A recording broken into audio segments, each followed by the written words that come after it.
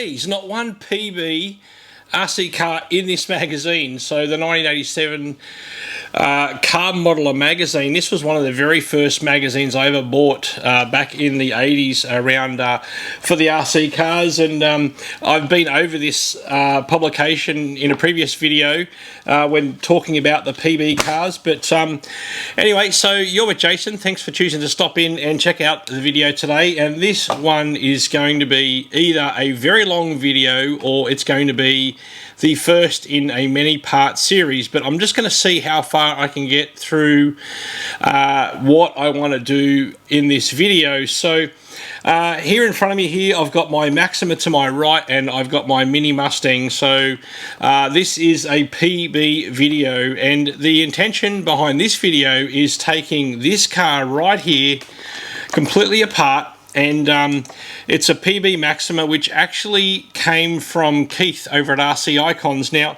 I've had this car with me now for almost a year, I would say, and I had seen an old video of Wade from the Wade Skelton channel on YouTube, and he bought I think he either bought a new built Maxima or he got a mint Maxima, but this was his older Maxima he had for a little while, and he actually put the word out there if anybody would be interested in it, you know, hit him up and he'll work something out. So straight away I knew that Keith would be interested in this car because it's going to be a good basis for a runner. And Keith has what's he got? So he's got a new in-box Maxima kit. He's also got a new built Maxima, which both cars went his way from me. And I said to him, mate, whatever you do, don't build that kit, because Maxima kits are quite rare and hard to find.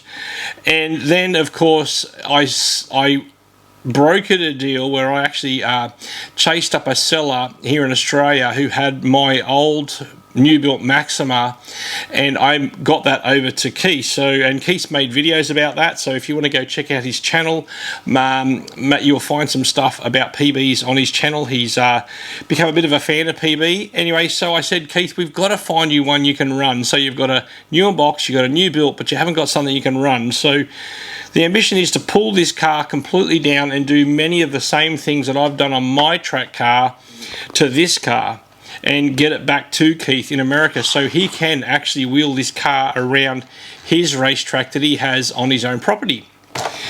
So where is it going to begin and where is it going to end? Well, it's going to be a very long journey, because I've also got a whole bunch of parts to my left here, which is out of focus of the video camera.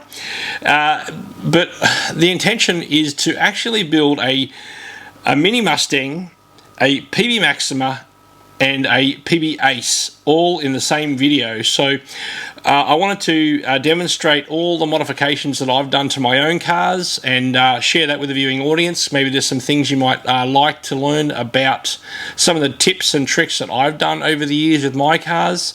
Also happy to hear of your opinions as well. So yeah, so I've got a PB Ace in parts which needs to be built, which is also, I have a PB Ace here as well, so I'll end up with two PB Aces. I've also got, to my right here, I've got a two-wheel drive Mini Mustang, and I've also got a PB Maxima, no, what's it called? A PB Eco, sorry, an Eco, which is a little bit more than a PB Eco. It's more like a Mini Mustang wearing a an Eco body set, because I just was always intrigued by that, because the adverts in the magazines, now I don't know if they're actually in this magazine, but there was always an advert of the Eco, and it was just slammed on the deck, and it just had the right photo angle of that car, and it just looked like $1 million. It really did. So here we do actually have something in here about a Mini Mustang, so that's not the actual article or anything on those cars on the cover. I just think that was just a clever shot taken, and it was going to be used for the cover of this publication. But yeah, I go back to looking at all of these old articles that they had back in the day. Look at this. Is that a picture of Tony Gray? It is too. There's a picture of Tony Gray. We're talking about, you know, one of the minds behind the vintage Bash down here as a much younger man. Jeez. He looks so different, so handsome. What happened, Tony?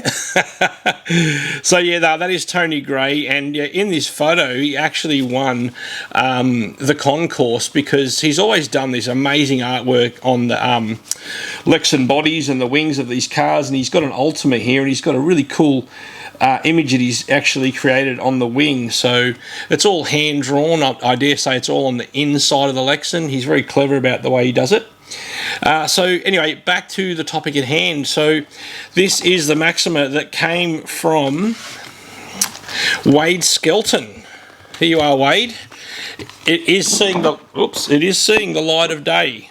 It is seeing the light of day, and the mission is to pull this car right down and give it a good once over. Just make sure everything's working properly. Now, I'm told that these silver shock bodies here, I think he did say that they're actually a metallized kind of print there.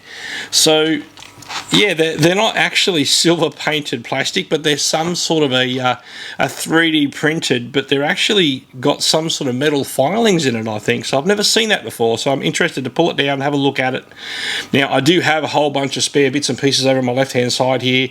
So I'm going to try and put this car back to how it was as a standard car, but with some period correct mods. I'm already looking at the steering bell cranks here, and we've got the two bell cranks pulling out each side there. So I do have an original link that connects that through. So we're going to get some things put right here with this car, and I do have a body set here for you, Keith. So I had picked up a Team Blue Groove body set, which is both the body and the under tray and the wing, and I'm going to do you a custom paint job, and you're going to see it here on the channel before it goes out to Keith. So anyway, with no further ado, I think I've discussed what I want to do. One last thing, I've got some JG Lexan white fiberglass shock towers. So I've got the rear, I've got the front here, and the Mini Mustang that I built up is going to be wearing the fiberglass shock towers, and I'm going to put some Kyosho Option House gold shocks front and rear on that. You know, I actually don't have any real issues with the Mini Mustang shocks, but we're going to go a different route. So I've already got one Mini Mustang built as per pretty much standard, and I'm going to go with something a bit more modified with period correct parts that were available to these cars back in the 80s. So anyway, let's move on to the bench and let's start working on these cars.